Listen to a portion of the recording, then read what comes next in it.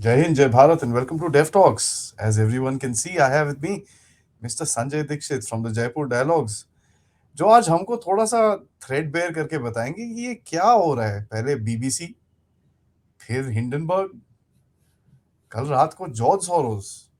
मतलब एक एक करके things are coming out. What is happening, sir? Good evening. Welcome to the show, sir. Namaste. Thank you for having me on your show.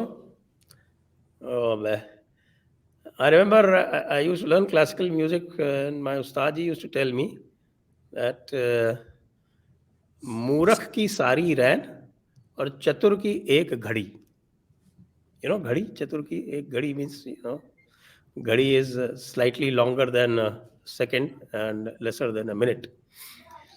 तो चतुर जो है वो एक घड़ी में समझ जाता है सुर और ताल, और जो मूर्ख है वो पूरी रात नहीं समझ पाता. तो that's I think something similar. I think that is quite applicable to the situation at hand.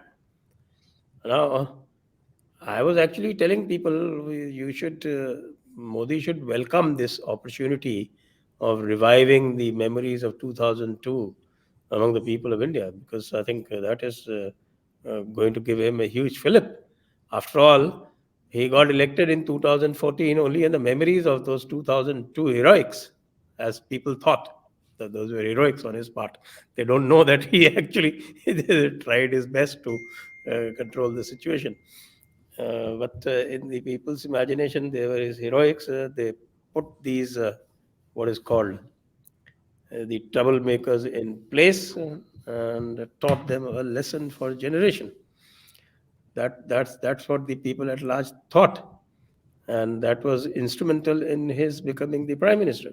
So if they are going to revive that, then good luck to them. What else can we say? That's why I was wondering why actually they went for taking it off YouTube. Maybe they wanted to ignite more interest in people watching that. Otherwise, people would have ignored that, because that's all old hat. Everybody knows that there's nothing left in it. So they were flogging a dead horse. Uh, but then, if that is the best that the ecosystem can muster up, led by, as we can see now, by George Soros. Rahul Gandhi is only playing a second fiddle. He's just dancing to the tunes, I guess. We can't dance properly. Pappu can't dance Sala. So even if the tune is well set, he cannot dance to it. क्या करेगा? So, but the question still arises that the timing is interesting. This is the time when India ka jo, the economy is supposed to be just taking off. Russian oil is not something new. एक साल हो गया हम लोग ले रहे हैं. Now George Soros says, "Bhaiya, no, these guys are buying Russian oil," and the Adani issue will unravel a democratic revival in India. Now, I mean, I used to think this George Soros guy was dangerous. Yeah, now I find that he is as comical as his disciple. sir, which one, sir? There's so many. The principal disciple on his hopes, on whom his hopes rest for 2024. So, but what does George Soros want? I mean, he spent वो बोलते हैं ना कुछ पैसे पूसे भी खर्चे करे हैं इसने some $1 billion or something like that to do target India as per se. I mean, हमारे में तो we know पुराने जमाने में 200-300 रुपए में वोट बिकते थे तो 1 billion. I think that's just this game going on. A lot of people who saying, okay, 1 billion, 2 billion, 3 billion, they are pocketing most of the money. The money is actually not being put to use.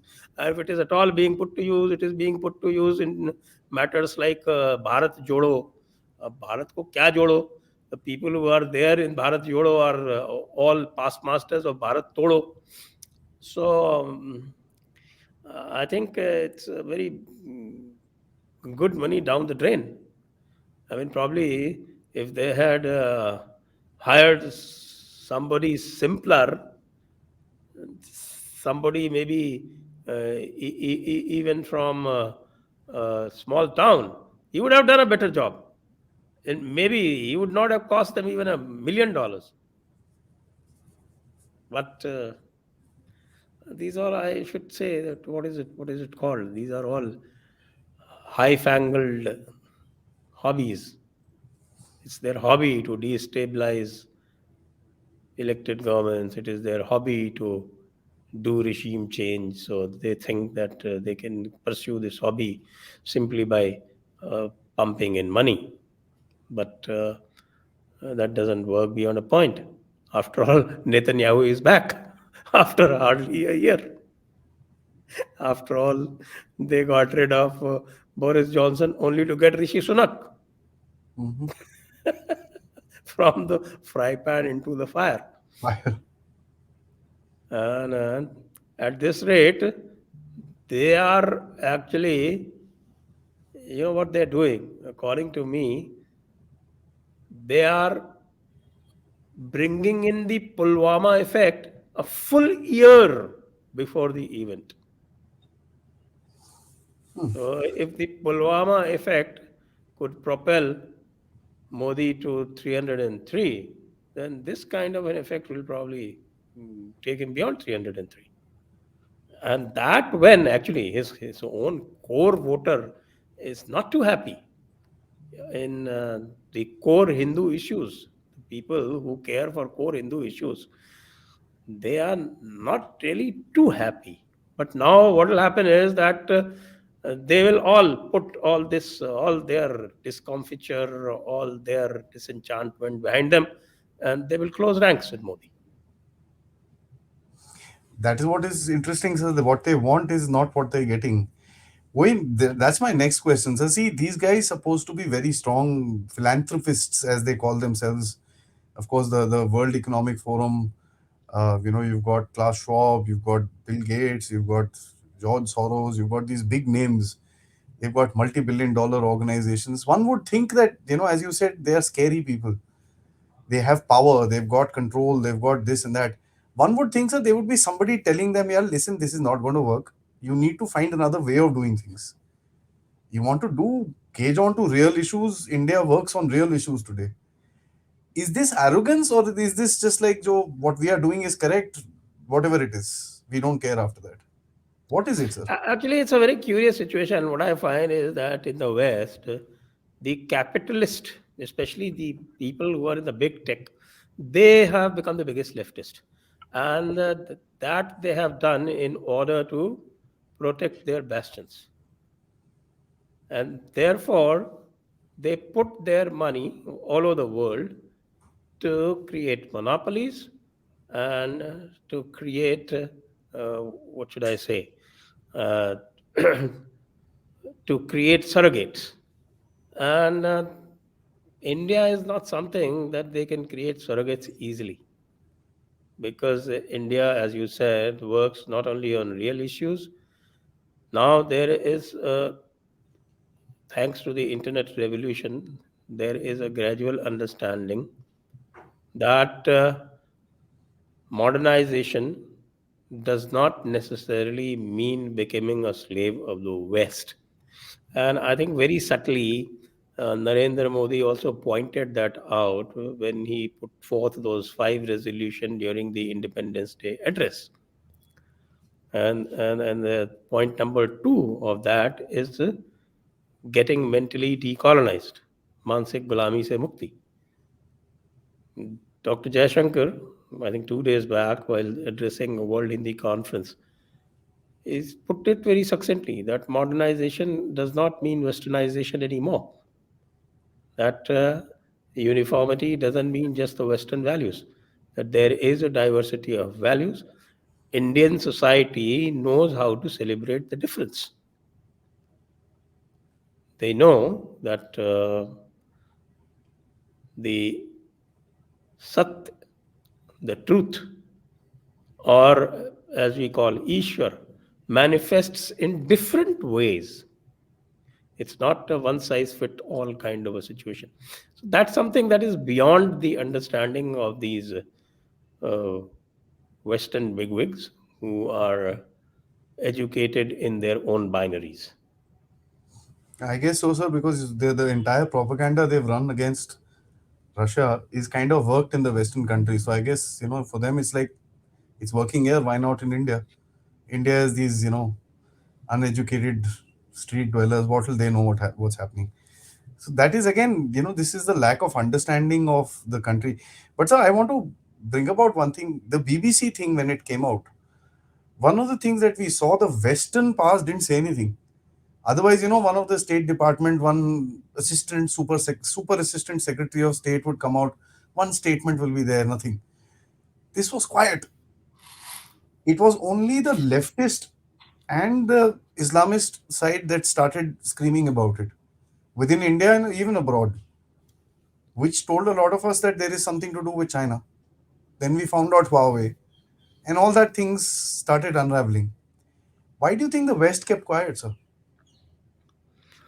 I think Huawei, of course, is not necessarily the thing because the West can latch on to China when it suits them. So I won't put too much store by that. But I think West was quiet because they maybe they had an inkling of maybe an Air India coming and maybe an Indigo to follow. I think now we are in a situation that we can actually leverage the economic power. This is what has happened, that Air India, that press conference that happened, in which you had Macron and then of course a statement by Biden and by Rishi Sunak and everybody. I think we have now come to the stage where we can now leverage our economic power as China was doing for last 2 decades. That's an interesting statement. So, but one thing you mentioned this in your second response, which was very interesting. Ki ground pay effect. Now, that is something very interesting to me that tells us ki yeah, today there is a situation within the country. Or let me go back about 2 years, sir. Washington Post, one article would come out, and there would be debates. People would be ready Where to scale each debates other's. on English media channels. हाँ, Who but watches in English media channels? या इधर उधर ये वो that पूरा सब कुछ आज same English media channels will not want to even pick up something like that and say yeah they're waste of time चल आगे. See, if What you've has seen changed? how the English media channels have evolved, then you would have noticed that over the years, they have all shifted their stance. They are no longer center of the left. They are either center or center right. Center right? So Why is that, they sir? have a better understanding of the people that they are talking to, the people they are broadcasting to, than the people who are actually going for their votes. Even they don't understand. And whereas it should be the other way around. The people who want the votes of a certain population should understand that population better than those people who are merely broadcasting to them. Hmm. But it's not happening. That is a Something very that important point. you and I can learn. I mean, something that the good General Shankar realized, and he's very happy about it. That he comes to my channel and talks in Hindi, and his reach has multiplied manifold because he speaks in Hindi. And I remember when I had started the Jaipur Dialogues, it was mostly in English. And when I started doing some shows in Hindi and I saw the response, and these days I do about 90% shows in Hindi. Hmm. So that's something that you and I and General Shankar can realize. But these idiots sitting in the Washington Post and New York Times and what have you, they don't realize. I mean, who reads New York Times? Tell me. I don't read. Have never read it. Why Who waste reads $5? Washington Post? I don't read. Have never read it. Only when these days, because they these articles they get linked in Twitter profiles and in Twitter posts. So the one sometimes reads them because they come on your timeline. Otherwise, I haven't subscribed to a single one of these, these big wigs, Economist and Guardian, the London Times, the New York Times, the Washington Post, the Wall Street Journal. Not one. And I think I am fairly well read, and Well I informed, care yes, sir. about reading a few things. I read about 10 newspapers every day in the morning, even today, when newspapers have become passe, even then. That's because they simply do not cater to our understanding of the world. There are now specialized portals where you can go to. Maybe if you want international relations, you don't go to Washington Times and New York Times, New York, Washington Post, New York Times. You probably go to foreign policy. Even if you want to look at uh, business news, maybe a Bloomberg may be preferable. So we have all those choices. Who wants to read all this nonsense? Maybe that suits Rana Ayub. Maybe now probably they will hire Suara Bhaskar also. Now that she has earned a little more of infamy. So those are the sort of people that they require.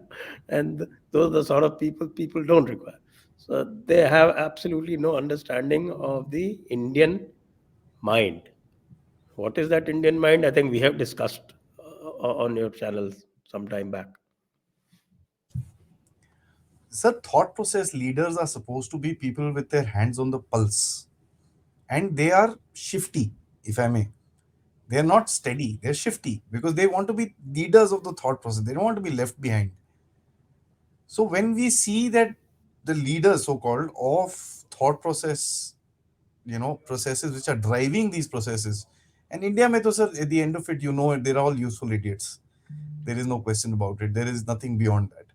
There is no thought process within this country which is doing all this stuff. There is just Hanji, sir. We'll do this, sir.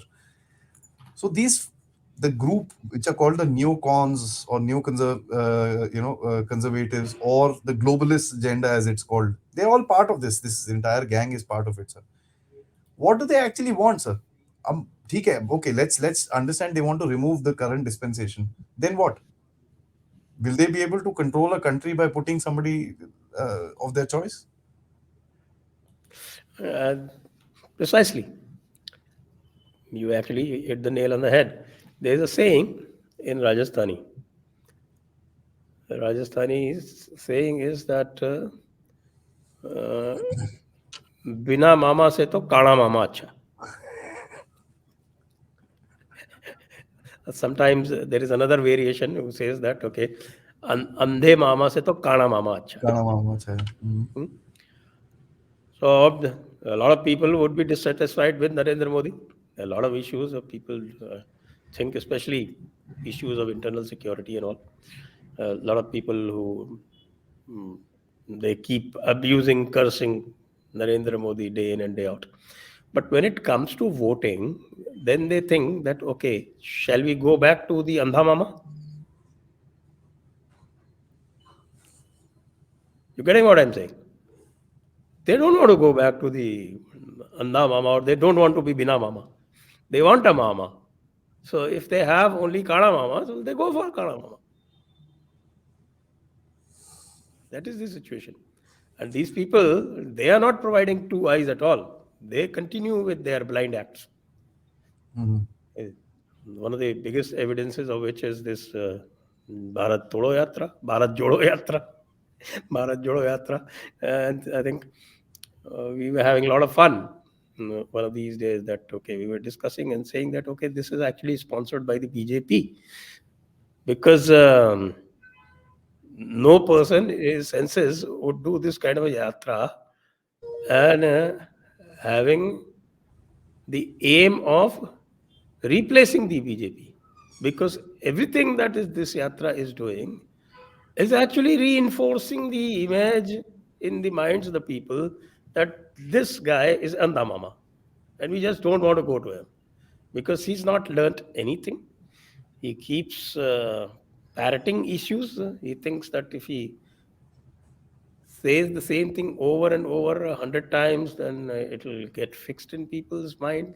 Remember that Chaukidar Chor Hai campaign or Ab Hoga Nyay campaign. Mhm. That Ab Hoga Nyay campaign was a straightforward bribe to the people. And yet people did not go for it, Mm. especially in the poorest parts of the country. The poorest parts of the country, as we know, in UP, they got one seat.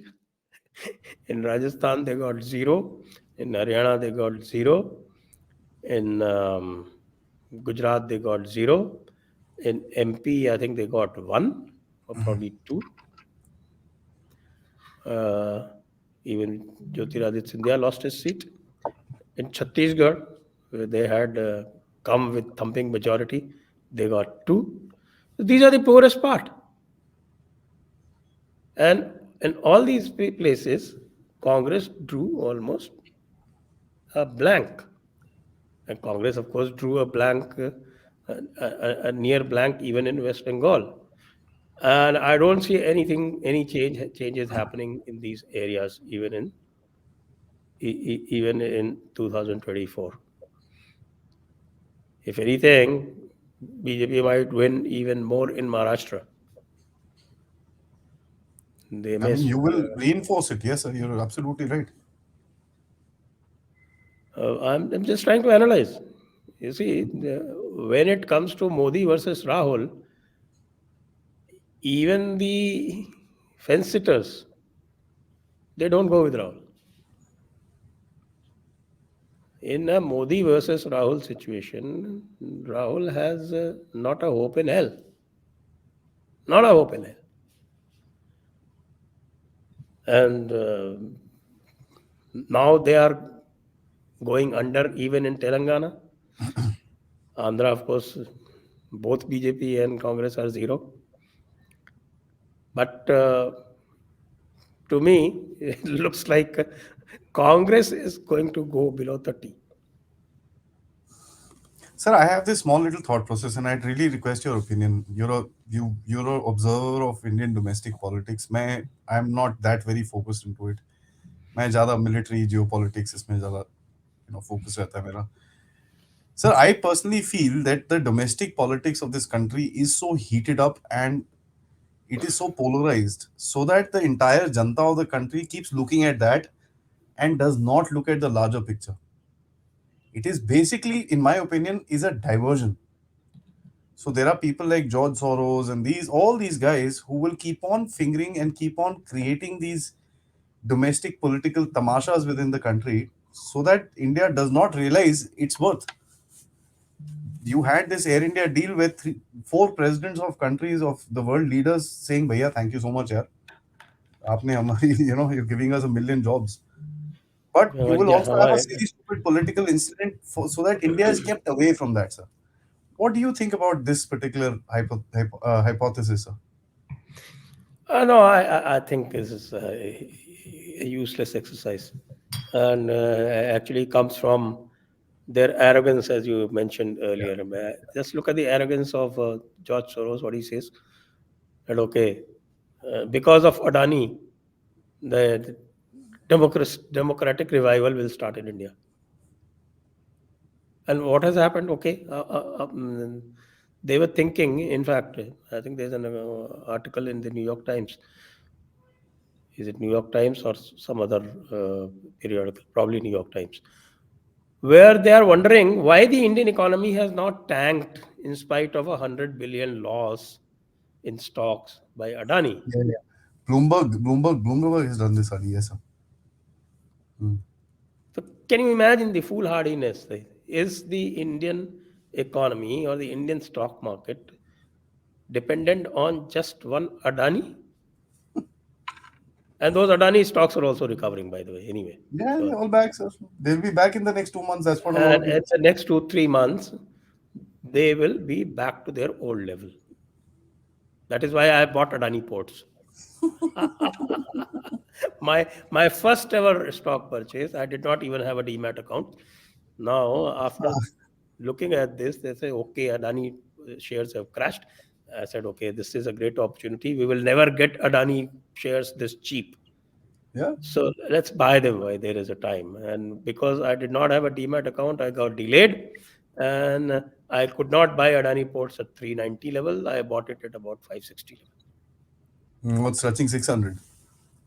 So it'll go back to its old level. It will be 3,000 in about a year. You still have time.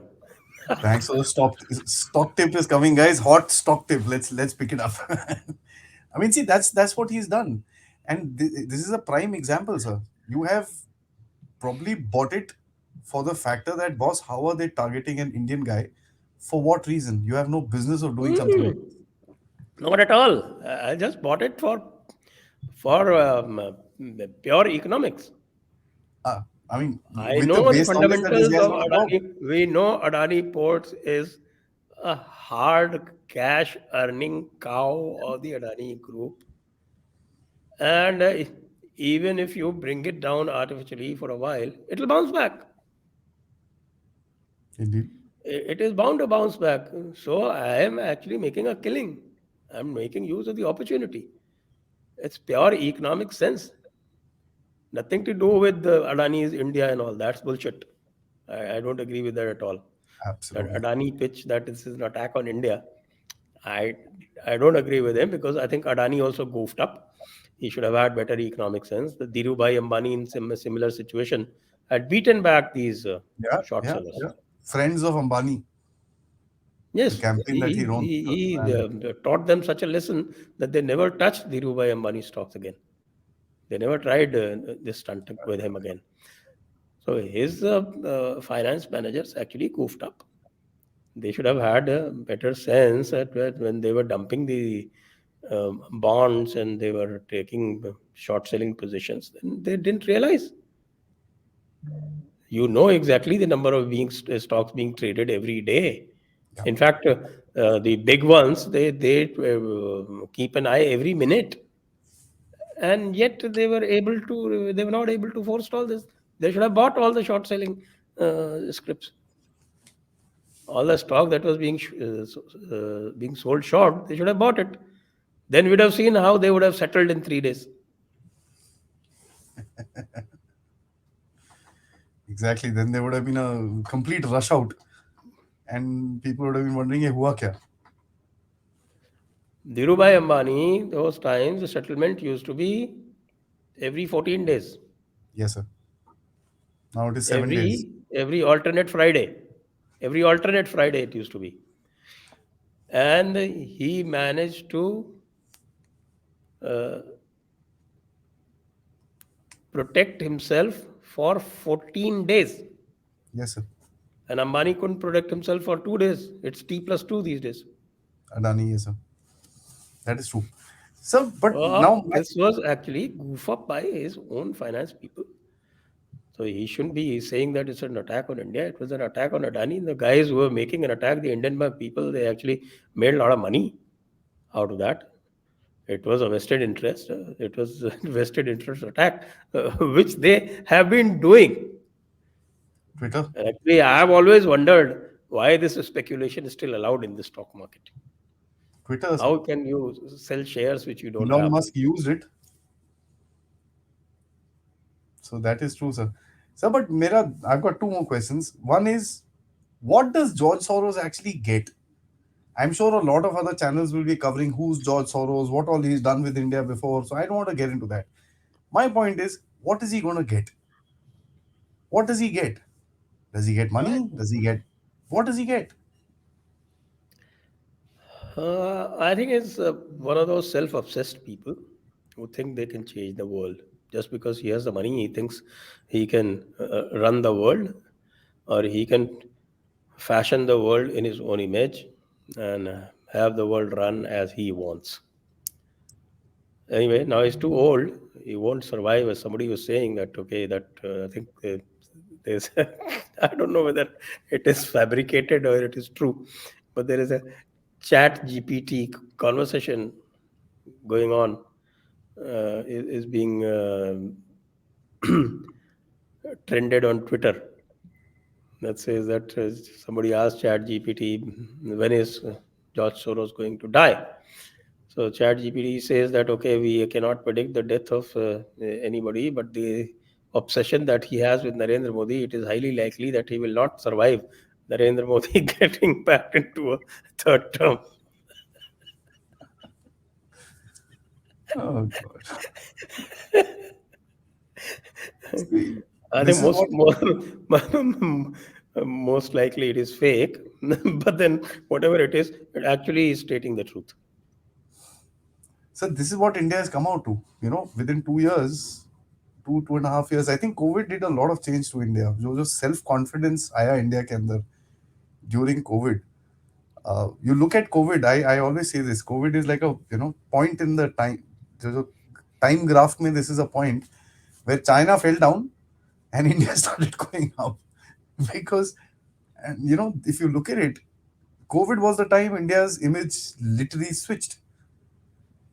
Now these guys Yes, would have this is aged 10 years because of quite that. right, quite right. I think you have to give very high marks to Narendra Modi for handling COVID the way he did. We can be critical of him in many areas, especially I That's criticize fine, him sir. very heavily as far as internal security is concerned.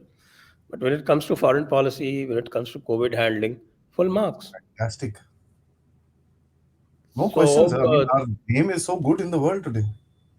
you see, basically, there are three big lobbies, three or four big lobbies in the world. And the biggest of them is oil, pharma, and arms lobby. So, you can see the pharma lobby, one of the three big lobbies, actually been made to bite the dust. And George Soros' followers, disciples like KCR, actually admitted as much that in spite of my telling the central government so much, they did not allow Pfizer to come in. So this George Soros is having incompetent disciples, then that is exactly the kind of thing they will do. He's admitted that he was lobbying for Pfizer, and Hmm. Narendra Modi did not allow it. And now we know that it is so good that he did not allow it. India escaped so lightly. Look at the havoc that it wrought in the United States, and still doing it in China. I think it was handled in a very, very mature fashion. The Indian pharma industry uh, has got a great flip. It's got great boost in its image the world over, and the stock of India also has gone up because it did not seek to make profit on that calamity, on that global calamity. So, all in all, you are right. COVID has been an inflection point as far as India is concerned. So, sir, you said four lobbies. You said three. I want to add another one. You said pharma, you said oil, you said military, and I'm going to add the finance slash climate. These are four lobbies. Now, if you look at it, India has got its finger in the wrong way as per the West is concerned, in the right way as per we are concerned. In all four of them. Yes. So your answer is quite strong actually. No wonder they're getting after us. चारों में आप घुसे हुए हो sir. Pharma आपने अपना बनाया, oil आप रशिया से ले रहे हो, मिलिट्री आप बोल रहे हो आत्मनिर्भर, फाइनेंस आप बोलते हो हमको नहीं चाहिए साहब हमारे पास बहुत पैसे हैं, क्लाइमेट अच्छा ठीक है हम लोग सोलर पार्क बना देते हैं 5-10 सोलर अलायंस बना देते हैं. So I mean no wonder these guys are getting nervous. So your answer is actually very this thing. How do you look at it, sir? Yes, yes, I agree. I agree. I agree. India is now actually